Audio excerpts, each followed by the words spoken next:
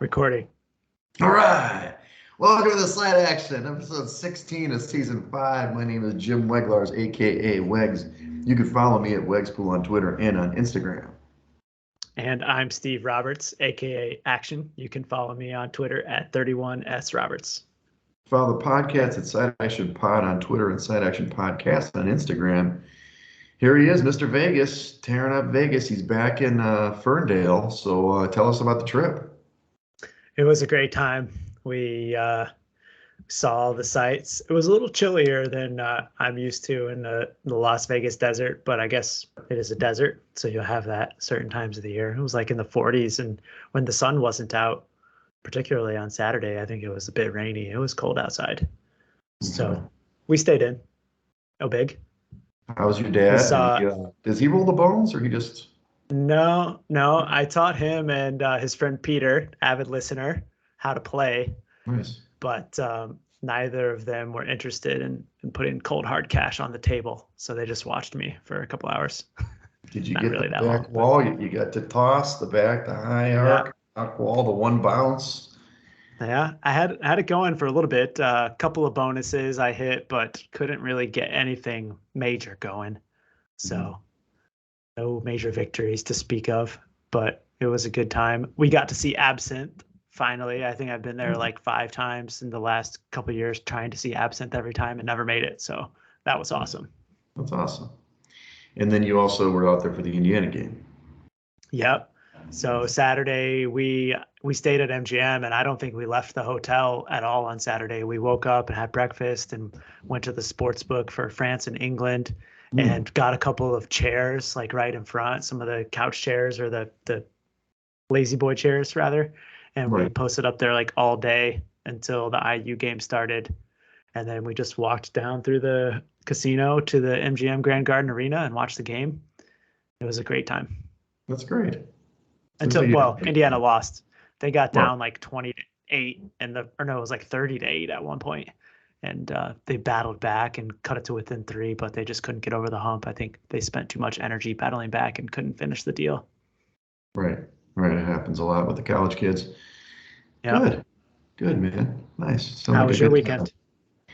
It was good. I mean, a little bit tired after the Philly weekend. You know, Friday night, as I mentioned last episode, if you listened, it was out in Philly doing everything. I didn't mention we made it to the Speakeasy Bowling Alley action. This is called the Elbow Lane below Harp and Crown. Harp and Crown's a very cool bar. So I went to our party from like noon to like 7-8. Went to another place called El Techo, which was the rooftop of the Motto Hotel we were at. Very cool little spot. That place is closes down around midnight. So then we went over to this Harp and Crown, which is a cool bar, but then there's a Speakeasy Bowling Alley, 2 lanes in the basement. Checked it out late night, closed that place down, and finally got home. I didn't go to sleep till about 3:30. Actually, it was a late night, so I was a little tired. I went to Ulrich's holiday party on Saturday. It was pretty low key, and then Sunday I played 2 sessions of volleyball. I had to kind of sweat out the booze, see if the liver could still function. I made it through. I was a little tired by the end of that, so right into the work week, and then it wasn't the weekend, but as some of you guys saw on Instagram, if you follow me on Wegspool there, what can you say? I hit the Four Shadows holiday party, had a great time, did not win the raffles, but had a couple drinks. Our guys over there, they had a great time. Huge crowd, probably like 70, 80 people for Tuesday night. That's not bad. And now I'm just working myself to the bone, ready for this weekend where I have another holiday happy hour tomorrow and a couple of parties on Saturday. So busy social calendar. I was going to ask you, it's kind of strange to have a holiday party on Tuesday, December 13. Like, what's the theory behind that? So Four Shadows is awesome. You know that Matt and Rob, they're the owners of the bar. What they do is, and you've never been to this, I went there last year. The purpose of the party is 100% of the sales go to maybe it's just alcohol sales, but 100% of the sales go straight to the bonuses for the employees. So the cash is foregone by the bar and it's given to the employees. So everybody who's there is usually a supporter of the bar, and all the money, including the raffles and stuff. It's all to raise money so they, they get a good bonus for Christmas. I think that's awesome. I mean, it's not a Yeah. standard night like a Friday or Saturday where they got to make money in the bar, but like I said, they're open till 2. The shots were flowing. I mean, if everybody spends, $100, you figure all that money's going to, there's only maybe 5, 6 bartenders working. I'm sure Rob and, Matt might take a little bit money, but in the end, it's really for their staff to really kind of put some cash in their pocket. That's nice. So it gives Yeah. you the devoted patrons a chance to give back to some of the bartenders that have taken care of you throughout the year. That's cool. Absolutely. And it's kind of like for those, I know I promote this bar a lot, and hopefully they're not a sponsor or anything, guys. We can't put this in sponsorship, but we would if they wanted to. But it's just kind of a neighborhood family bar, man. You walk in, they know your name and shake their hand. Rob had his kids out there, the twins, selling cookies. By the way, these kids are sharks, man. They're selling like $2 to $5 cookies. These are not $5 cookies. But hey, he's learning, he's teaching commerce at an early age. And of course, like friend I was with, she was like, "Yeah, I gave him $10." I'm like, "You brought back a Rice Krispie treat and a cookie. What is this? You're getting taken by Giacomo." But it's one of his kids. But anyway, it's a fun night. And like I said, the patrons are very loyal to that bar, and it's because they do a really good job of making relationships. So Yeah. Cool. all right, well let's jump into it. Week 14 was an eventful week. There was a lot of injuries as we're going to go over here, and which obviously impact our handicaps going forward. Let's go over some of these. First of all, on Monday night, Kyler Murray, third play of the game. And I kind of feel bad for the guy. I mean, I've torn my ACL a couple times, but he's had a weird year anyway. Kyler Murray just tears that ACL on the non-contact play. You knew it right away. So he's out for the year, but he's going to be impacted in next year, and also Arizona. I mean, Let's face it, they're tied to this guy. They're in trouble. But I also noted that Colt McCoy, who played the game, he was at least limited in practice yesterday with a neck. I expect him to play, but he's still questionable for this game this week. Yeah, it's really unfortunate news for Kyler, but lucky for him, I guess you could say that he recently signed a huge deal before the season started. So I guess you could say that it's better timing than it could have been. And I mean, presumably he's going to have plenty of time to sit on his couch and play video games. So I'm sure that's a win-win in his mind. Couldn't resist. Well, and Arizona's 4-9, so they have no shot. Yeah, true. Anyway, so. Marcus Mariota also hurt, though. Now, there's a lot of weird reports this week, action on this one. It says he's got a knee, it's IR, and Ritter is going to start, the rookie from Cincinnati, but I also heard he had a baby. I also heard he walked away from the team. I don't really know what the hell's going on with him right now. Wow. Crazy story indeed. I mean, you have to assume that Atlanta wanted to see what they had in Desmond Ritter when they drafted him. And who would have thought that they would still be in the playoff race at this point, because the Bucs have sucked so horribly on the top end. And I mean, they're probably just resigned to the fact that they're not going to go anywhere in the playoffs, even if they make it. So more worthwhile taking the chance to see what they have in Desmond Ritter. Yeah, why not? Why not? So in Baltimore, I see Tyler Huntley. He has a concussion. He did have a full practice, so he's looking like he's going to play this week for Baltimore, which is key. Obviously, Lamar Jackson's still out in that one. We've got Buffalo. This is Jordan Phillips. He didn't practice on Wednesday with the shoulder. He's the talented nose tackle for Buffalo. We'll talk about that game a little bit. That's kind of an important handicap there. Our guy Justin Fields in Chicago has an illness. Don't know what that means. He's questionable. I probably expect him to play, but he didn't practice earlier this week. And then your guy Mike White, he's upgraded to probable with those ribs, but he was beaten up pretty good against Buffalo last week. Yeah. I mean, by all accounts, he's going to play this weekend, but this is an injury that typically would normally see a quarterback go out 1 to 2 weeks. We've already seen Justin Herbert play through a similar injury earlier this season and look pretty awful against the Jaguars. So really, even though he's playing, I think it raises some question marks about his ability to throw the ball down the field. Right. You've listed Quinn Williams of the Jets, the defensive tackle, has a calf injury. He's questionable. He's really important in that defense. On Cleveland, I noted their pretty good linebacker, Jeremiah Owusu-Karamoah. He's out with a foot injury. He's on IR. And that team really is kind of disappointed this year overall. Trevor Lawrence probably will play. He's been playing very well for Jacksonville. He has a toe injury. He didn't practice yesterday either. He's questionable. Still would expect him to play, but maybe it limits his mobility in the game. I listed a couple other injuries that are just kind of return notes. Hunter Renfrow and Darren Waller are expected to return from the IR, but I don't think they're going to play this week for the Raiders. Maybe it's next week. Maybe they're returning to practice this week, but that's kind of key to their handicap, even though they've been scoring without him. Yeah. I mean, the Raiders aren't really going anywhere either. Let's be honest. Hey, don't say that to our proxy. I got a note about the proxy in a minute.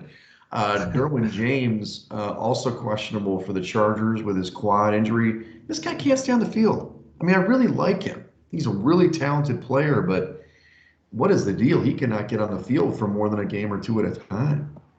Yeah. And then Bosa, he's expected to return from the IR too from his groin, but again, I don't think he's going to play this week, but look for him next week. Cooper Kupp for the Rams, officially out, ankle IR. He's not coming back this year. They stink, obviously, but just to keep that in mind. But how about this one? Kenny Pickett, also in the concussion protocol. This is the second time this year that he's got a concussion. He said limited practice, which means he might return, but that affects the handicap a lot if your guy Mitch comes back or Mason Rudolph. Really? Yeah, I heard a report today that there was a beat reporter who suggested that Mitchell Trubisky and Mason Rudolph are splitting reps in practice this week. So I think that we can essentially cross Kenny Pickett off any chance of starting this weekend. This is his second concussion in the last month. So I think the chances of him being out there are super slim. And whether it's Mitch, I was shocked to hear that Mason Rudolph could be playing this weekend, because as bad as Mitch has been, I don't think that Mason Rudolph can be any better. I mean, I didn't realize he was still on the team. So there you go. Last note was Deebo Samuel, a tough injury, kind of got bent over a player. Yeah. He did score a touchdown in the game, and he got bent over a player, kind of on a rush. So he's an MCL sprain. He's out for at least a couple of weeks, which will affect San Francisco's offense tonight. Let's go over our picks last week. First of all, actually, congratulations. We finally did it. 5-0, baby. Now, I will tell you, and this is the controversy, when we have put in our own picks, we are 9-1 this year. So I'm not blaming proxy, but I'm just saying we're 9-1 when we put in the picks. You're right. I was there on site at the MGM Saturday, put the picks in, 5-0. 5-0. So listen, proxy, step up your game, baby. I mean, let's do this here. I'm sure he's listening. So let's start up. First of all, we picked the Eagles, and I will say overall, just we're patting ourselves on the back. It'll hurt next week if we don't do so well. But 7-1 overall in our picks last week. Actually, we definitely nailed last week. So yeah. Eagles were the first game. They were laying 6.5. They just dominated the Giants. I mean, it wasn't even close. We were all over this one. Giants get beat 48-22 in this one, and the Eagles get to clinch the playoff spot. They're really, I think, they're a game, maybe 2 games away from clinching the 1 seed, basically. So they're backfiring on all cylinders. Yeah, dominating performance. I don't recall a single stop that the Giants had, certainly in the first half. I had the under in this game as well, so ended up basically about even. But the Eagles just were scoring at will. Yeah, A.J. Brown had a big game. I think they had 2 receivers over 100 yards with Devontae Smith, too. So, and also, I don't know if you had your futures on Jalen Hurts, but he obviously vaulted back into the number 1 seed for the MVP as well. And then the Jets. Okay, the Jets were getting 9.5 on the road at Buffalo. We liked this game. Admittedly, it was a little bit dicey. They were down big in this one, but they came back. Now, the weather conditions were terrible in Buffalo, which are going to happen a lot now this time of year. But, they had a chance to get really actually in the game, but then our guy, Michael Carter, fumbled the ball when they were maybe going to get in there for a score. But thank God they got the late field goal to get us in the back door for the 20-12. They lost the game 20-12, but get inside the number for us. They did have a chance of the onside kick, too, so maybe a little closer than the score indicates. Yeah, definitely. I mean, watching the game, it felt like Buffalo was in control, certainly in the second half. I mean, the first half, very little scoring. But when you go back and look at the box score, the Jets actually outgained them 309 to 232. Yep. and 269 to 147 passing yards. So it was certainly not quite as dominating from the stats indication. And we were, I think, quite frankly, lucky to get the cover, but it happened and we'll take it. We'll take it for once, right, Action? Once this Mm-hmm. year. The Jags, we like the Jags. We ended up backing off the Jags, but they were getting 3.5 at the Titans. They just destroyed the Titans, didn't they? They came out, I've heard a stat, and it may not be a right stat, but I'm going to throw it out there. It just gives you the idea. Trevor Lawrence, he hasn't been turning the ball over. I think he's like, just throwing touchdown passes every week, playing really well. They won 36-22 outright. They're actually only 2 games back of the Titans now. So, and the Titans have now lost 3 straight games. There's a chance the Jags can win this division. Yeah. The Titans pass defense is in a world of hurt right now. 368 passing yards for Trevor Lawrence and the Jags offense. And the week before that, recall, it was Jalen Hurts and the Eagles that torched them. And I think that they are certainly a team that's trending downward, especially on that side of the football. Okay.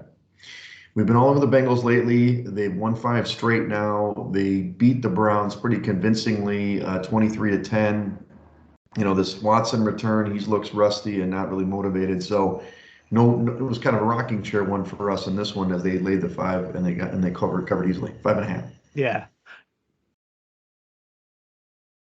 What's that?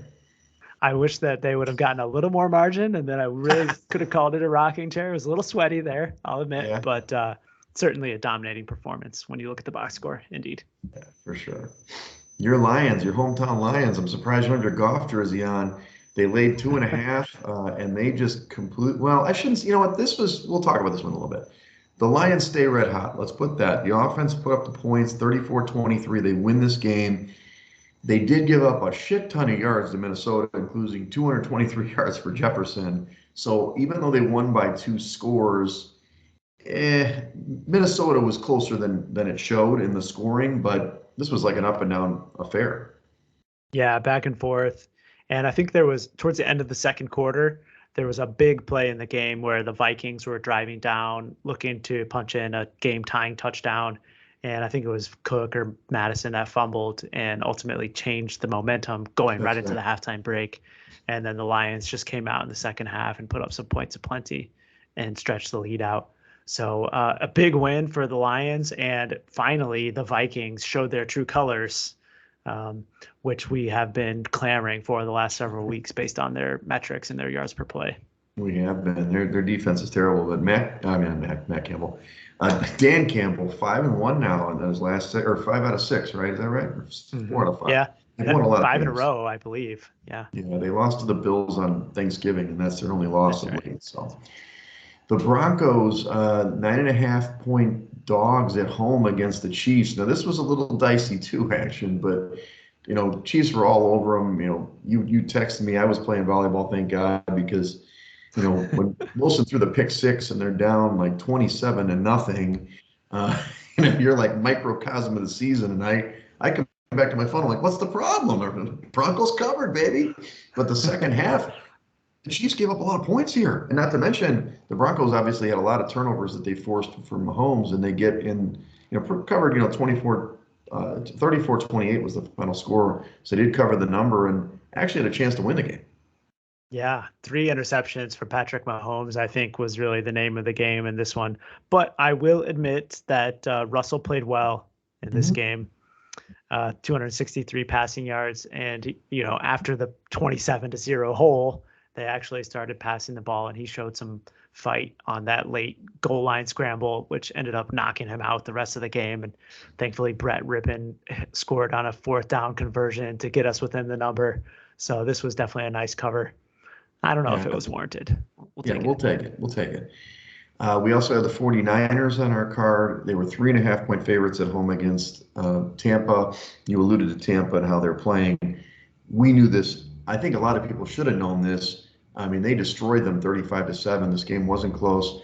Brock Purdy in his start, I guess, this is kind of a stupid stat now, but Brock Purdy is the only rookie quarterback in his first start or something against Brady to win or something like that. So, yeah. But he did play well. He did play very well, but it's really the defense and the fact that Tampa's offense can't do anything. Yeah, this was definitely the rocking chair of the night. Didn't even really have to look up from the dice table during this game because it was over after the second touchdown. That's right. That's right. The only one we didn't do great on was the Cardinals. The Cardinals were 1.5 point favorites at home against the Patriots. Kind of a tough, different game when you lose Murray on the third play. McCoy kept it close early, but in the second half, they kind of it was like back-to-back turnovers, including it was a pick six or a fumble recovery return touchdown to open this game up, and the final score was 27-13 for the Patriots. So that was our only miss on the weekend. Yeah, the Patriots defense are really rounding into form. That's a note that I jotted down because they played well and now they're getting back one of their tremendous defensive linemen this week. So they're only going to be looking to get better. Yeah, and they're technically in the seventh seed right now in the playoff hunt in the AFC. So last week was all favorites. This week was 8-5 to the dogs coming back, but the unders didn't come in. It was 6-7 on the week, and three more games only mattered for the spread. Still hovering around that every week now as we go into week 15. So we're done with the buys action. We're done with them. But here's what's weird about our contest.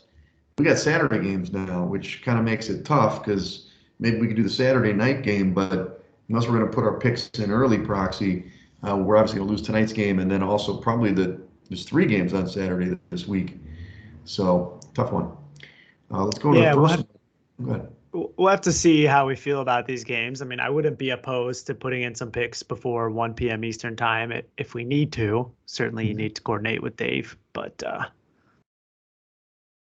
yeah, maybe I'll fly back out there and put them in myself. Exactly. Just fly out there, put in the picks, go 5-0, and leave. It's fine. And we're going to go out there at the end of the season because we're busting in. We're going to get some cash. So, all right. So the first game tonight, San Francisco against Seattle. San Francisco opens a 3-point favorite on the road, 43.5-point total. In the contest, it's 3.5, 43-point total. Purdy is going to play tonight. I think that's maybe why there's a little tick up there. I don't know what's going on right now in the game. We're starting a little later than normal on our taping. I'd be on the Niners again. I know that Seattle's home field, and they actually own this matchup in this weird NFC West, but Seattle just can't defend anybody anymore. They're just trending downward. Yeah, I mean, before the game kicked off, it started already, but the Seahawks were the side. I'll admit, down 4, down to 3.5, and you saw some threes pop, as you mentioned. I think it was really just going against the Brock Purdy injury. He popped up on the injury report this week too with some ribs, and it sounds like he wasn't really throwing all week. And then obviously the loss of Deebo Samuel, I think, is going to be impactful for this Niners offense, but we shall see. We'll see. Okay, so the first game on Saturday, we've got the Colts against the Vikings. The Vikings opened as a 5.5-point favorite at home. Now it's 3.5 in the contest. The total went from 46.5 to 47.5. We do know Matt Ryan's going to start again for the Colts. Obviously Frank Reich can't start this guy, but Jeff Saturday. Hey, he's on Saturday. Saturday. I don't know, Action. I know you're anti-Vikings. I feel that. I do know, and their defense is atrocious. I don't know though if I can get on board with the Colts. The market is foreign. Oh, they're kind of thinking that there's going to be money coming in on the Colts, at least for Circa. I'm not advocating for going early, but I kind of feel like the number is this 4.5, not 3.5. So I feel like a little value to Vikings, even though, we know their defense sucks. Yeah, perhaps. I mean, the opener was definitely 5.5. And so you got to think that the money coming in on Indianapolis thus far to bring this down is real. I think it's really just a fade against the Vikings defense. 22nd ranked, 27th, 25th against the run. And, on the other side, the Colts defense has actually played pretty well this season. It's the one unit who's stood up in most of these games, 12th ranked and 15th against the pass.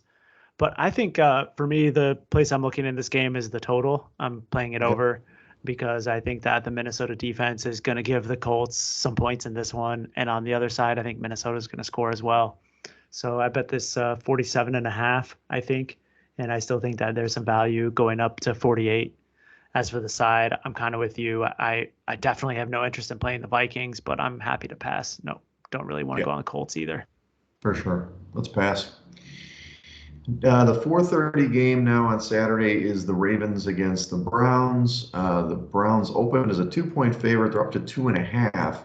The total went from 38.5 to 37.5. A little confused by this action. Maybe you can give me some metrics and tell me why the Ravens, maybe they're bad against the run, but the Browns haven't looked that impressive in the last 2 weeks. And to me, the Ravens are starting to play a little bit better. I mean, they obviously got the win last week against the Steelers, and a lot of people were on the Steelers in that game. And again, my metrics tell me the Ravens are a better team than the Steelers and also better than the Browns. So tell me why we should take the Browns or stick with the Ravens here. Well, I think initially you saw a little movement in the market in this game because of the status of Tyler Huntley. His questionable tag could have brought about Anthony Richardson, I think is the name of the third string quarterback. And Okay. that would be a pretty serious downgrade because I don't Sure. think he could even pass if he wanted to. So Huntley obviously has that ability. And I think, though, even though it is going to be Huntley, presumably he's obviously battling a concussion. So there's no real given that he's going to come out and play to what his normal status quo will be. And I think for that reason, you're not seeing a ton of movement in this market, at least off the 2.5. Hmm. And I'm with you, though. The Browns have certainly been under impressive lately. And I think it's hard to make a case for that side, but I'm not sure that I could get behind the Ravens just knowing what Tyler Huntley is. Any one hit could knock him out of the game, and then we're stuck with Anthony Richardson on our ticket. Sure. No, makes sense. Makes sense. I'm okay to pass. I'll definitely take the Ravens in my contest though. So, because I don't know with the Browns. It's a lost year. I mean, I knew that it would be lost with. It was weird because they started off seemingly well, and it's Yeah. not like Brissett played badly, but and I knew that it wasn't going to be a magic run when Watson came back, but he's been not good. So, I okay, did well, let's hear a talk. report. The beat reporters are suggesting that Watson is now going to be looking to push the ball down the field. We haven't seen Okay. that in the first 2 weeks. And I don't know if it's just a matter of time for them to get in sync or whatnot, but all the talk this week in the interviews have been that the Browns are ready to throw the ball down the field. We'll see if it happens. The last 2 weeks, I mean, he was just checking down, like, We're waiting for it. wait for it. And I'm sure nobody from the Ravens is listening to this game plan. Yeah, right. Um, all right, so the Saturday night game is a pretty good game. It's the 8:15, I guess that's Eastern time. The Finns are going to Buffalo. Buffalo is they open as a 7.5-point favorite at home, 47-point total. The total's down to 44 with the 7-point spread now for the Bills. I don't know about the weather report. If it's maybe not going to be like last week where it's just pouring rain, it's going to be bad. So that's probably why the total's going down. Look, I like the Bills in the spot. I don't love the 7, but at first when I wrote, my article, I'm like, the Bills are going to smash. They lost a tough one in Miami. I don't think Tua is going to be able to push the ball like he normally can in the weather. It's just the Bills just don't run the ball. I wish they ran the goddamn ball, dude. If they ran the ball, then they're going to cover this number because it doesn't matter how the weather is. But besides Josh Allen, they still don't run the football. Yeah. I'll start with the weather. There's supposed to be considerable amount of lake effect snow on Saturday night.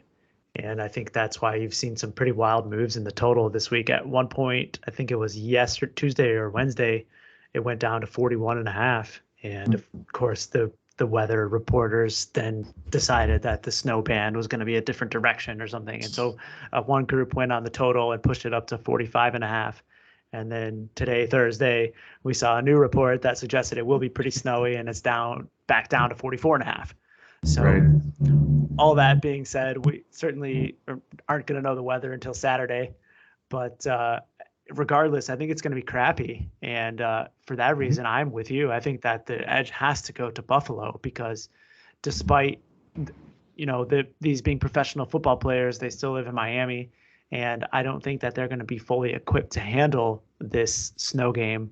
Last week in Los Angeles, there was reports of them using heaters on the sideline in the 50-degree weather at at the SoFi Stadium. So I don't know that they're going to be ready for this. And I think that the Buffalo Bills are going to be ready for some revenge after what happened in the 90-degree heat in Miami in game one. Yeah, but would you lay the points in the Yeah. contest? Yeah. I was pleasantly surprised to see this come out at 7 and not 7.5, to be honest with you. I like this one a lot. Okay. Well, let's put it as yellow. I mean, I do like the Bills here in the spot. I think it's revenge. And it's also, I mean, basically the Bills, I mean, they still can lose the division, but they're kind of exacting their revenge, right? They're gonna if they win this game, now they got the split with both the Jets and the Bills, and then they just have to beat the Patriots to win the division, you know, and they're still Yeah. obviously on track for 1 seed. The Finns, you know, obviously got beat up against the Niners last week, but more importantly, you know, they're not a lock for the playoffs. They got to keep winning. Yeah. You know? So when they go back home, maybe they got a shot.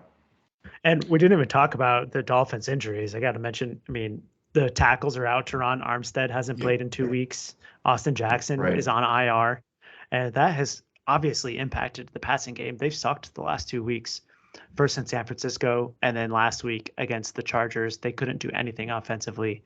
And I don't believe that they're all of a sudden going to turn it around against this Buffalo Bills defense. Well, we didn't talk about that game, but I mean, Tyreek Hill scored on a weird fumble play. Yeah. Scooped a fumble and ran 50 yards. And then the other play, the defender fell down. Otherwise, they scored 3 points against the Chargers. The Chargers aren't good. So you're right. I mean, they haven't scored a lot of points. I just think they're. I noted in the Miami run when they won what 5 in a row or something, they played nobody. I mean, nobody. Yep. You know, you look at the teams that they beat. You know, and even some of the games were closer, even like the Bears game. Yep. They don't stop And anybody. So I think they're pretenders. I forgot to make the paper tiger, dude. God, I'm too busy at work. Damn it. Next week. Get this paper tiger come across the screen for you. Hey, another 5-0 or 10-0. We can build as many tigers as you want. There we go. There we go. All right. Let's go to the Sunday games. The 1 o'clock window. We've got the Cowboys against the Jags. 6.5 point opener for the Cowboys, down to 3.5 now. The total went from 45.5 up to 48. So I'm not sure when the 6.5 came out, but obviously there's a lot of, I don't know if that's steam move or just people just betting the Jags now. I'm gonna say it one more time. It's the strip club effect. The Jags, something is going on in Jacksonville. They are good at home because of something. But the Cowboys are definitely better than the Jags. Okay, let's put that out there. But I don't like the hook. I mean, I think that I don't know if I can get on board the Jags, but they are definitely a salty team at home for whatever reason. Call it the, whatever, the Jacksonville flu. What is your take on this game? This move is very real. 6.5 down to 4, and Circa knows that this number is going down further. I think that it's going to close at 3 or less because I think the Jaguars are the side in this game. Right. The Cowboys have not been impressive the last 3 weeks in a row now. They should have lost last week to the Texans. And the week before that, despite the exponential blow up in the fourth quarter, the Colts were within 2 points at the beginning of that fourth quarter. And I think that this Jaguars team has now caught some sight of the division leaders in the Titans, and they've obviously found something on offense after they dismantled the Titans last week. So, I mean, they're going to have to protect Lawrence, obviously, against the vaunted pass rush that the Cowboys bring. But I think that they're set up to do that. They're 6th ranked offensive line, adjusted sack rate. And I think that they're going to be able to run the ball a little bit as well. And Trevor Lawrence, you mentioned earlier, is playing very well right now. So I do like the Jaguars quite a bit, and even more with the hook on here. Wow, we're going yellow on the Jags, huh? I think so. Are you in? You know this game's not in London, right? No, you already touched on the strip club effect. It's true. They got a bunch of young guys in that defensive line for the Cowboys. They're just half a step slow after going out too late, in Jacksonville. Yeah. All right, let's go to the next game. The Steelers are going to the Panthers. The Panthers open as a 1 point favorite at home. Now they're 2.5 in the contest, from 38.5 down to 37.5. We talked about the quarterback situation, so we don't think Pickett's going to play. We know Trubisky and definitely Rudolph would be a downgrade. But let's talk about these Panthers. I mean, not only can they win the division, but Sam Darnold's playing okay. I mean, he's the guy. He's their fourth quarterback this year. He's playing pretty well. I mean, I would have loved the one, but I might still be able to get on board with a 2.5 here. Yeah, I agree. I think I was just looking the numbers. I think Carolina has now covered 2 in a row with Darnold under center, right? Certainly last week. Sorry, make it 4 in a row. And they went to Atlanta, Seattle, right? yeah, Seattle, then Denver. They blew out by Panthers metrics by 13, and then they covered against Baltimore the week before that, and Atlanta they beat by 10 the week before that. So 4 straight covers now. I think that offensively they found something with Darnold. And certainly, just like the last game, they're going to have to protect him against the Pittsburgh Steelers defensive line. But Right. for me, the handicap is the other side of the ball. This whole nonsense about Mason Rudolph taking snaps is a huge red flag for me. Oh, yeah. And they obviously don't believe in Trubisky. And the fact that they're even going to try to split time with quarterbacks here means they have no quarterback. And I'm happy to line up against the Steelers. All right, let's put a green on the Panthers. Now, I will say, if the Steelers lose this game, they guarantee that the Tomlin below 500 for the first time ever, right? Because I think are they at nine losses now, or eight losses now, right? I think it is 9. I think Oh, they you're already right did on. it. Yeah. Okay, my bad. I thought it was one more. Let's take a look. Yeah, they are. Well, they got 8. They're 5-8. They need one Okay. more to make it happen. So, all right. Next game, we've got the Eagles against the Bears at home. The Bears at home. Bears are getting 9.5 at home. 48.5 point total. Numbers haven't changed in the Circa contest. 9.5 and 48.5.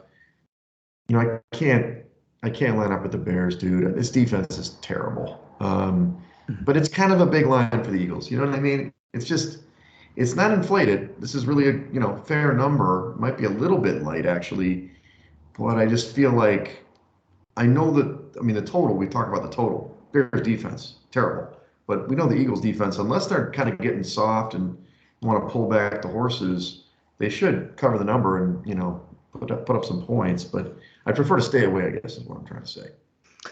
Yeah, I agree with you. I think I would probably lean to the Bears, to be honest, in a contest pick. This is another game that's lining up to be pretty darn crappy weather. I think frigid temperatures on the lakefront, and you just can't really see the Philadelphia Eagles trying to run up some margin on them. I think they're going to be more likely than not going to try to just get out of Dodge, take their victory, and get home. So I would probably lean to the dog here, but I certainly am with you. I'm not sure that we want to put a contest play behind it. Right. In the 1 o'clock window, the Chiefs are playing the Texans. The Chiefs are 14-point favorites on the road. The total went from 47 to 49.5. Now, the Texans didn't end up starting Mills. They started some other dude. Did they start last week?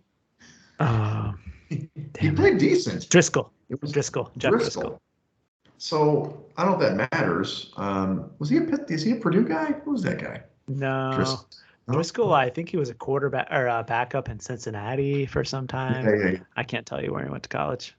Yeah, I mean, I think the Houston had their game last week. They played really well against Dallas. I'm not sure they're going to do that again.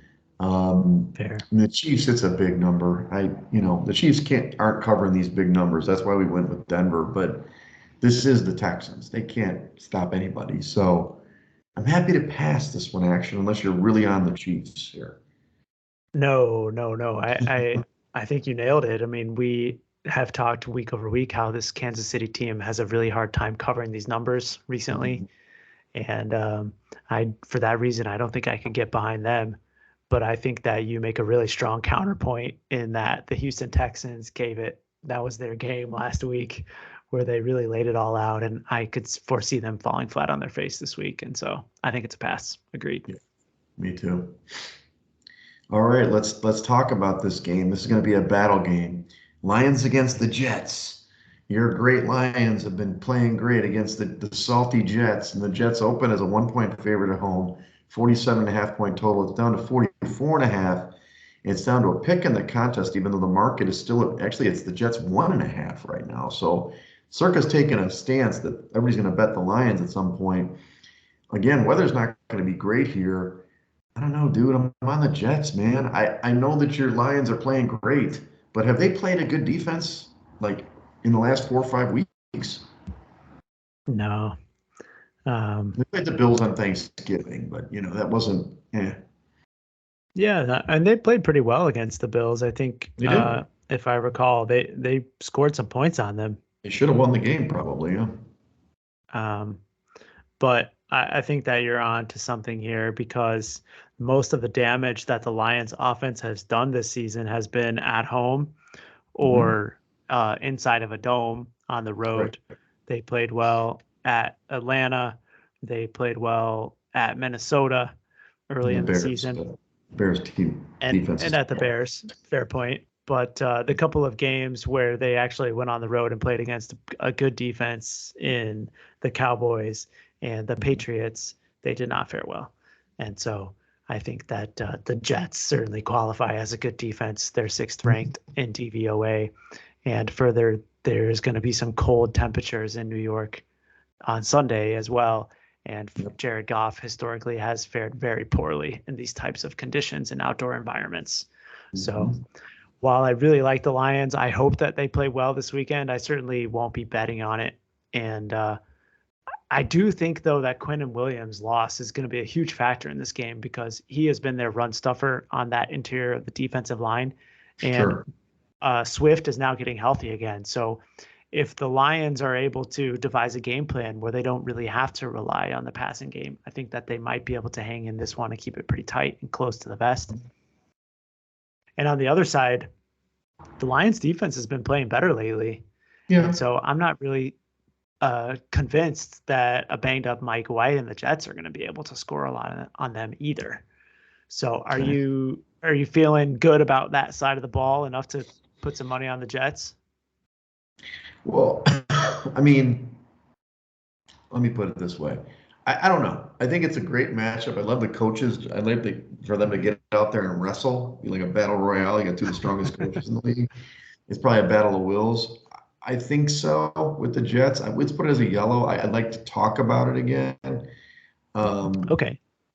I mean, I guess, see, to me, the Circa move, maybe it's just not a gimme, but I think people are behind the Lions like we were last week, right? Yeah. So, Yeah. but the metrics, I mean, they're actually pretty close in the metrics, but I just don't think the Lions line up well against this team. This is a team that can punch you in the mouth and mess up your game. So maybe you're right. Maybe they'll be able to run the ball on the Lions. So maybe the Lions can run the ball, but I think the Jets decide. I mean, obviously you're not getting any points. It's just a pick. So it's maybe it's a stay away in the end. I bet you this game's Yeah. picked both sides in the contest, like a lot, True. Yeah, I definitely do not foresee myself getting behind the Lions. So I agree. It's something we could probably revisit on Saturday. The other thing that I heard was that Jared Goff has much better numbers against zone defenses. The Vikings last week played zone defense. Some of their other recent opponents, I think the Jaguars, zone defense, and the Giants. But this Jets team historically lines you up and plays man to man. I mean, they have Sauce Gardner, who's the best rated cover corner in the league this year. So Jared Goff presumably is going to be in for a down day. And he's got other weapons now. That the Williams kid is healthy now, and he True. played well last week. And then obviously Shark is back.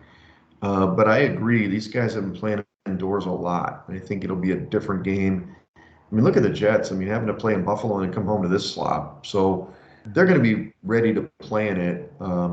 So I'm glad they're actually not favored now in the contest because now it's just a slug of a game.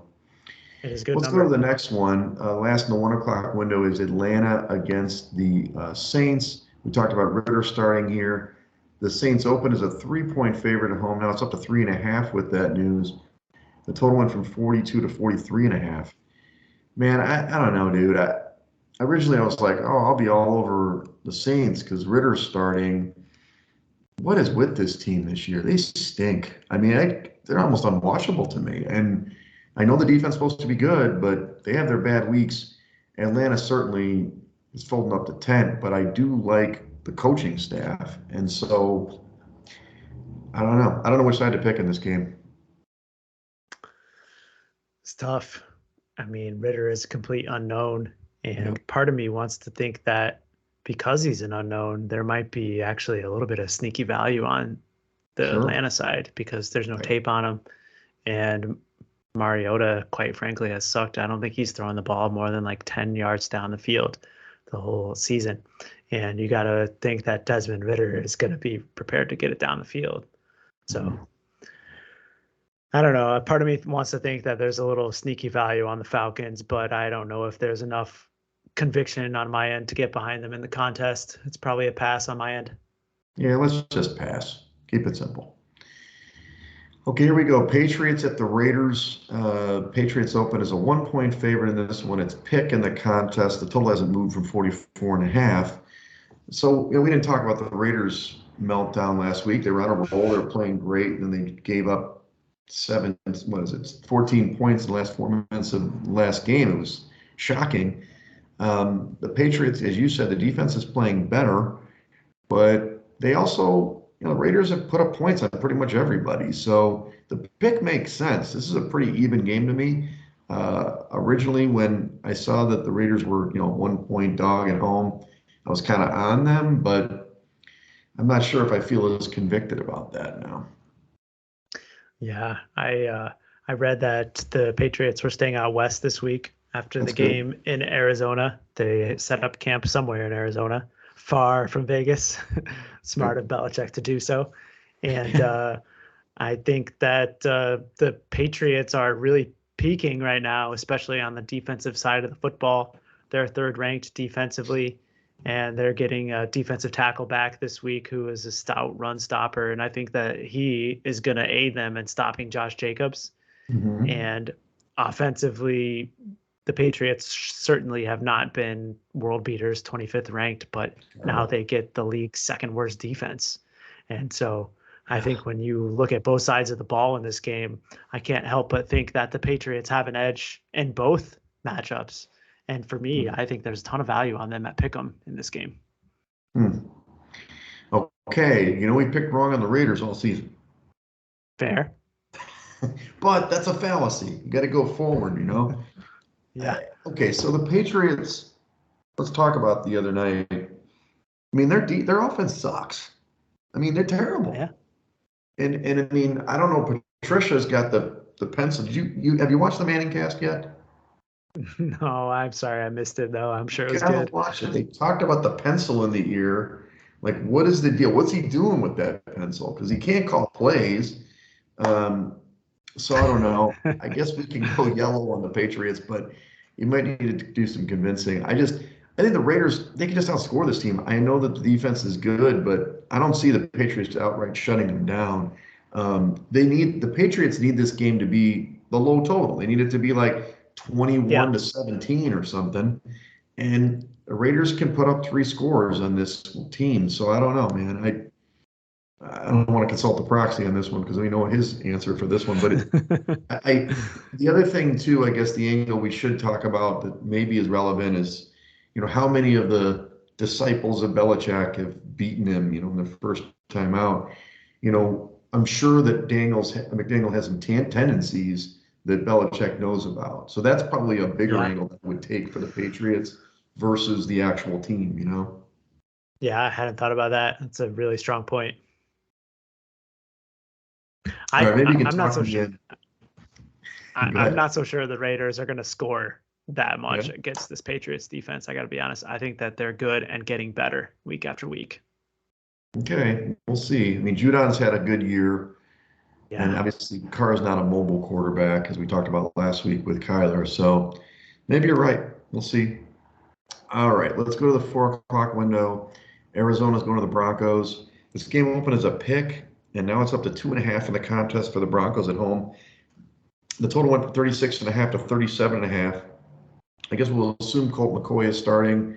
The Broncos finally put up some points. It was the first time they scored over like 15 points in like a since the beginning of the season or something. So can they keep it rolling against this Arizona team? I'm not sure. I think maybe.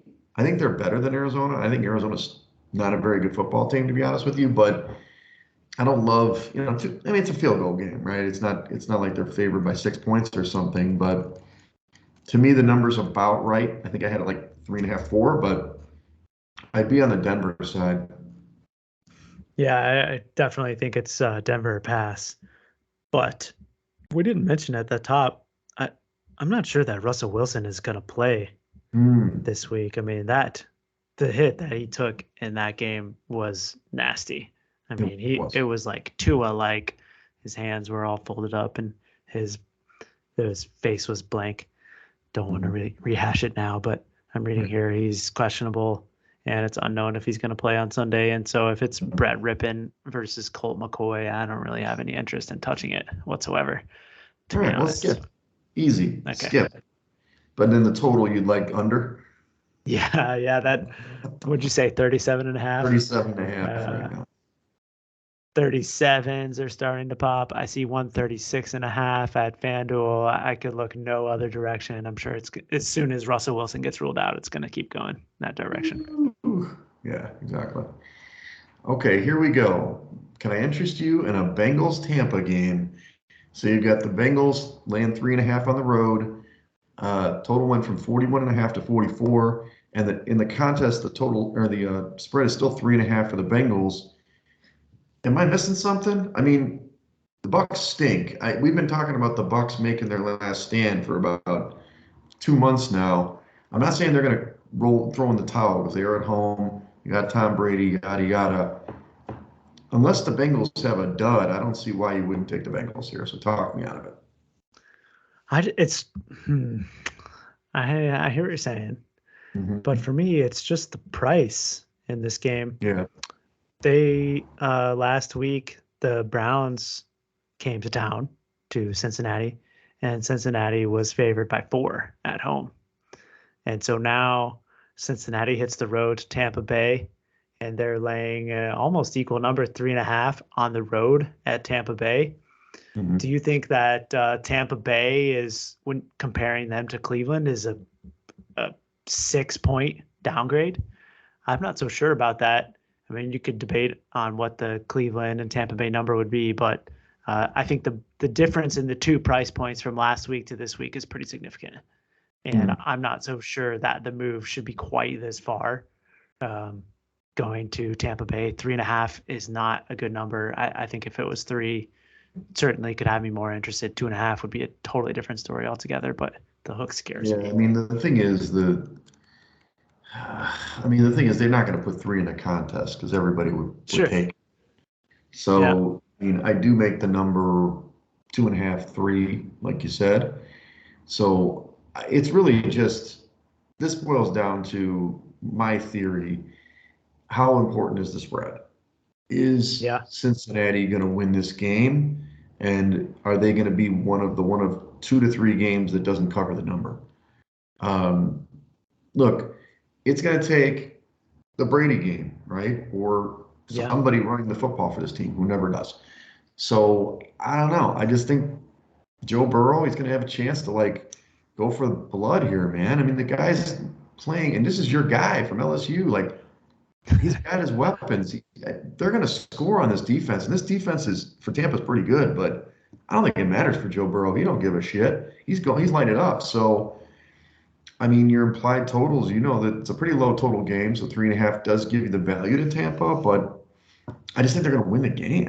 I mean, Bengals will win a game, so we can stay away. I'm happy to stay away, but I do think I'm definitely taking Bengals in my contest, and Sure. maybe it's a contrarian pick. I don't know. Yeah, I'm certainly not going to make a case to back the Buccaneers here in this Yeah. game. I have no interest in backing them when and their 3-9 ATS record. But I'm just thinking No, aloud here if this might be like a 6th or a 7th pick just based on the price point. no, I hear You know, you. I hear you. Hey, we'll that's why highlight it and revisit.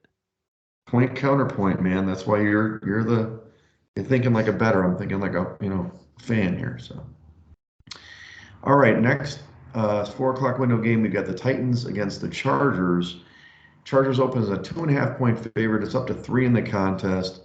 45.5 point total up to 46.5. Okay, this is going to be a tough one.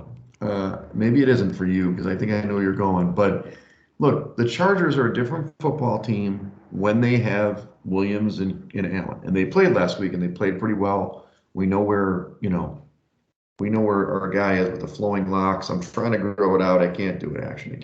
I can't do the Justin Herbert. I just can't do it. But the Chargers can't stop the run, right? Has that changed? Yeah, no. So the Titans have to be the pick. I mean, it's like I can't. I know that the Wow. Titans aren't playing really good, but aren't they just going to run the ball down the throat of the Chargers?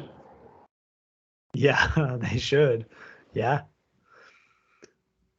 But the Chargers are going to pass the ball down the throat of the Titans. I know. I don't see how either defense in this game is going to get a stop. And I wish that we could take over 46.5 in the contest, because that's probably my favorite bet this whole week. I'm going to be looking to play some alt overs in this game because I just don't see how either defense is going to stop the other. Right. The question is the Herbert Chargers passing game going to trump Derrick Henry smashing it down your throat? And I don't know. I'm not sure. I for that reason, you got to figure that there's some value on the dog here. Yeah. Because of the sort of even nature of the two offensive success. Well, are the Titans going to lose 4 games in a row? Maybe. I mean, they lost 3 in a row. And yeah. I'm saying they could. Now the Chargers need to win. I mean, they're not even in the playoffs right now. This is a great football game. I mean, this is an awesome game. I wish they flexed this to Monday night because Monday night game's trash. This game's pretty good. It has relevancy. So I just think that it's a good game, and I'm happy to stay away too. But I think, man, it kind of works like both sides of the thing. We know the Chargers. As somebody says, Chargers are going to Charger, right? So they're finally favored again, right? Last week they were dogs at home. Perfect time to take the Chargers. This week, Chargers. They came off a big win. They're going to play great. The Titans are going to come in, Vrabel and the gang. They're going to play smash mouth football. It's going to be a tight game in the fourth quarter, and the Chargers are going to blow it. I mean, that's the game. I mean, I hope that's not true for the Chargers. I always love them, but yeah, I like the Titans at least as a yellow. Thank you. Thank you for putting the yellow on. I already bet the Titans on Sunday, Monday, whenever I was coming home when I got back to Michigan. But I mean, you mentioned it, but Vrabel, Staley. I mean, I think that there's a huge coaching mismatch in this game too. So I'm with you. I think ultimately throw that all into a pot. You got to figure there's value taking 3 with the dog here.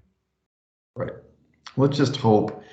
One of the things that may be why the Titans aren't playing so good, didn't they lose Harold Landry a couple weeks ago and their pass rush isn't as good or something? That's probably what's up, but we'll see. Pass rush is, not great. 23rd. All right. The Sunday night game is the Giants against the Commanders. Commanders open as a 4-point favorite at home, 39.5 point total. Totals up to 40.5, and in Circa, it's 4.5 with the Commanders at home. That's pretty much the market from what I'm seeing too. So it's very reflective of the market. So look, I love the Commanders.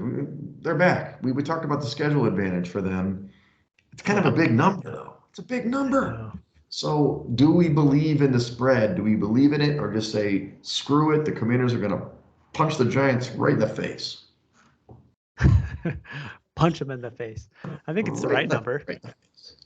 What's that? I make it 3. I think it's the right number. I make it 3.5 on a neutral. And so, crappy home field, probably 4.5 is a good number. Yep. It's me too. Do you think that the scheduling spot is factored into this though? I mean, based on what I'm showing here, I know you do your own numbers. Do you think that the raw number is mistaking? Obviously, that is not including the scheduling spot we talked about the other week. Giants by Giants. So I feel like that there's some built-in advantage here behind that's not showing in this spread right now on the board. I agree with you. I think the numbers, the spread is the metric, right? We've both come up with the metric of 4.5. This is the spread for the game. But you're right. rest. They just played this team. They've been preparing for this team for 3 weeks. They didn't play that great in New York, and the Giants obviously did get their faces kicked last week. So I just think the Giants are trending down. I do like the Commanders quite a bit here. Just 4.5. Okay. I wish it was 3.5, but I think we still should go for it. Yeah. I like the Commanders. I think we should make it yellow, though Yeah. not quite ready to go green. Yeah. Price, we'll have to mix it in with the other picks here and see. But I'm with you. All right. Last game Monday night, Rams against the Packers. Packers opened as an 8-point favorite at home. Now it's down to 7. Total is 40 down to 39.5. What a stink bomb here. What a great game to have on Monday Night Football. It's weird for me to say this, especially with the Pack at home, but I only can go with the Rams here. It's just, plus 7. They're terrible. They're a terrible football team, but God, I can't watch this Packers team anymore. And even though it's Monday Night Football at home, Aaron Rodgers, blah, blah, blah, it's just too many points for them this year. I'm happy to stay away too, actually. I love these when I get to sit back and not watch the primetime games or just do something else. Yeah. 8 opener has come down to 7. And I think, again, that money's very real on the dog here because the Packers just flat out stink. And I think we saw last week that the Rams are actually trying to start to run the ball now, presumably because they have no healthy wide receivers. But or quarterback. I think that this is the team that you want to run against. I have a feeling that Akers is going to be in for a nice night against this Packers run defense. And we got to say, Baker, despite arriving like 3 days before the game last Thursday night, played pretty well. And I know that he is the studious type, so I have a feeling he spent the last 10 days, a little extra rest, getting into the playbook. And you got to figure he's going to perform even better than he did 10 days ago. No, I agree with you. It's Rams or pass here. Do you want it on the card? Do we highlight it? Yeah, I don't know. Come back. We can. We can always do it. We got like 7 or 8 this week. We do have a lot of highlights. Let's leave it off. I think we've been done well by staying away from Monday nights this year. Yeah, I agree.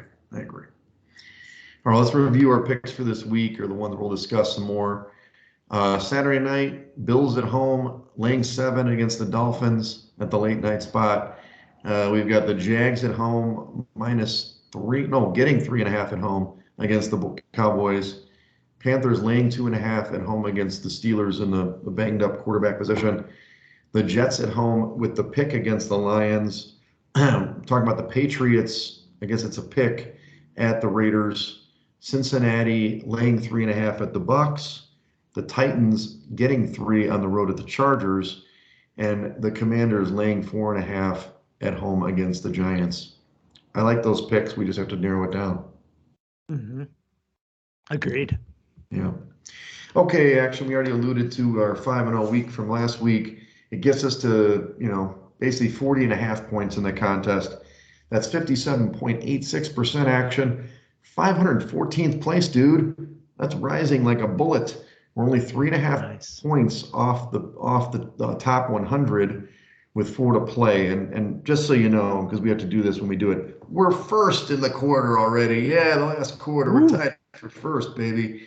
There are several teams tied with us, but the top dog actually, not that they had a terrible week, but they're only at 50 picks, so they're actually 9.5 ahead of us, 9.5 ahead of us at 71.43%. Again, I don't know if we can catch them, but as I mentioned, the top 100 is at 62.86%, which is 43.5.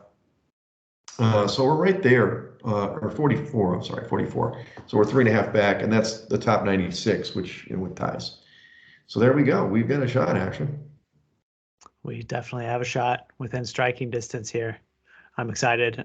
We've got the quarter ahead of us. Certainly the big prize is getting into the real money, but I think if we maintain our focus here, we're certainly going to get there. That's right. Got to keep our composure. All right, let's talk about the World Cup. I'm just trying to get you to laugh, actually. World Cup final this Sunday. It's at, 10 o'clock Eastern, 9 o'clock Central, right? We got kind of I don't know if these were the prohibitive favorites, but we definitely knew Argentina was going to be in the mix against France. And this is, you can talk about it pretty much even money. There is a third place game. I should have mentioned that on Saturday. I'm not sure if you usually bet on that third place game. And that's Morocco against, they play against Croatia. Croatia, right? Both those teams both, kind of got beaten down in the round. So, I mean, obviously, these are two really good teams. Argentina looked dominant in their win. France, it was probably a little closer than the score indicated. So, what are you looking at in this World Cup final weekend? Oh man, I can't wait for this one. France obviously are the cup holders, and they are, I mean, pretty much even money. Every book that you could look at, you could probably find like pick 'em minus 105 on either side if you really wanted to. Yeah. I I think it's going to be really hard to split these teams. Argentina has gotten a little bit lucky throughout the tournament. I think Mhm. I have seen them collect 4 penalty kicks so far throughout their 6 games. And Yep. I mean, you could argue that they're playing to get the penalties, and all of them were probably deserved. But this is certainly Leo Messi's swan song, and I have a lean to them, mostly because I bet them pre-tournament, and I have them in the Calcutta. And so I'm trying to figure out if it makes any sense for me to try to hedge with France, to be honest. Probably Um, makes sense to hedge. You got them in the Calcutta if you bet yeah. Argentina, but I do think Argentina's going to win. I'm not saying that I'm a soccer expert, but it's got to be Okay. hard to go back to back in the World Cup, right? I mean, that doesn't happen too often. Yeah, definitely. I can't even tell you in my memory, certainly not in my lifetime, Yeah. has there been a back-to-back champion. So, Maybe uh, Pele in the old days with Brazil or something. yeah. Now you're putting over always in blue here, so what's the goal line or whatever the total is? So to stick to the final, I do like the over in that game. I bet it personally at over 2. I mentioned it last week. This Mhm. France defense has been leaky throughout the entire tournament. They did keep a clean sheet last in the semifinals against Sure. Morocco, but Mhm. last weekend they allowed a penalty kick, 2 penalty kicks against England Mhm. that Harry Kane converted 1 out of 2 on. And I think that they're certainly going to be conceding against Argentina this weekend. And Right. on the other side, the France attack has been very potent in its own right with the likes of Mbappe and Benzema and Griezmann. So I bet this game over 2 at minus 120. And again, Nice. that is within the first 90 minutes of the gameplay. So over two, but you said that it's 1.5 or it is two. You have to search around and get a little bit creative. For those Mhm. of us who are betting domestically, it's kind of hard to find books that will offer what I call Asian handicap lines, Mhm. where usually a lot of your standard books like Caesars and FanDuel, MGM, those guys are going to be posting lines at 1.5, 2.5, 3.5, 4.5 because they're lazy. But if you have a DraftKings account or Bet Rivers, those are the two domestic books that I've seen that actually used Asian lines. And if you do a little bit of digging, spread and total or Asian lines under those headers, you can find 2. You can set your goal line at 2. You can set it Mhm. at 1.75 if you Hmm. want to. They just adjust the odds accordingly. I gotcha. I gotcha. Good. So if Nice. you wanted to, you could play over 2.5. Certainly takes a little bit more. You need a third goal to cash that bet. And Right. you probably get some more favorable odds. I would imagine if you search around, you could find some plus money prices at over 2.5 in this match. Nice. And then do you ever bet the third place game or you just kind of say forget Yeah. about it? Oh, you do. Okay. Yeah. My note over always is directly correlated to the third place game Mm. because historically these two teams are not in the championship anymore and they just go for it. There's no reason to hold back in this game. You're going to see Right. high flying attacking football or Mhm. soccer, as we call it here. And I think that going over 2.5 in this game is certainly worth a bet every single World Cup because I expect that both Morocco and Croatia are going to try to score some goals. Nice. Love it. Love it. Okay. So you may hedge, you may not. The Calcutta is obviously in play, and if they win, you win the big cheddar. Is there like a fractional payout, or is it all in one? It's a pretty big payout. I don't recall the percentage of the total pot. I think it's somewhere in the neighborhood of 35 or 40%. Okay. But there are payouts for second place and actually third place as well. Whoever wins that consolation game will take a little bit of the pot. Got it. So I'll be we're rooting certainly for looking. reaction. Thank you. Yeah. And I also have a ticket at Argentina plus 550. So those two combined will make a nice Sunday if Argentina pulls it out. I mean, the boat could use some new cushions, or something. Yeah, for sure. I mean, it is Christmas. Blue and I mean, blue and white striped cushions. Yeah, exactly. Blue and white striped cushions. At least maybe some new life preservers or ski jackets or something. So what are you going to do for the game this weekend? You got any plans this weekend? Yeah, we're driving down to Indianapolis to meet my new niece, Emma. Oh, I saw that. She was born a week ago today, I think. Yeah, the 8th. And it's your brother's birthday today or yesterday? That's something? right. Yeah, the triplets' birthday today. Shout out, 12/15. Well, yeah. I'm not friends with the other two on Facebook, so Jeff is the only one that exists to me. So 33.3%. Right. Got there. So we're gonna go down and meet Emma for the first time on Saturday, and then we're actually probably gonna come back late Saturday night so that I can be well positioned on the couch 10 a.m. for the final. Perfect. I like that. Just a quick trip back and forth. That's right. Good call. Good call. Yeah, as I mentioned, holiday happy hour tomorrow, like kind of the one I always put together. And then a couple of parties Saturday, some volleyball on Saturday afternoon, and then Sunday, watching football and working. Woohoo! Pretty excited. Maybe I'll watch some. Maybe I'll get up and watch the World Cup game. I probably will. So, gotta get some work. Yeah, it's a rite of passage for us sports fans. That's right. So, all right, and we'll talk on Saturday. You let me know. But yeah, just let me know. Well, follow us at Side Action Pod on Twitter and at Side Action Podcast on Instagram. Follow me at Wegspool on Twitter and on Instagram. And follow me on Twitter at 31S Roberts. All right, everybody. Well, good luck. We'll try to keep the good times rolling for everybody.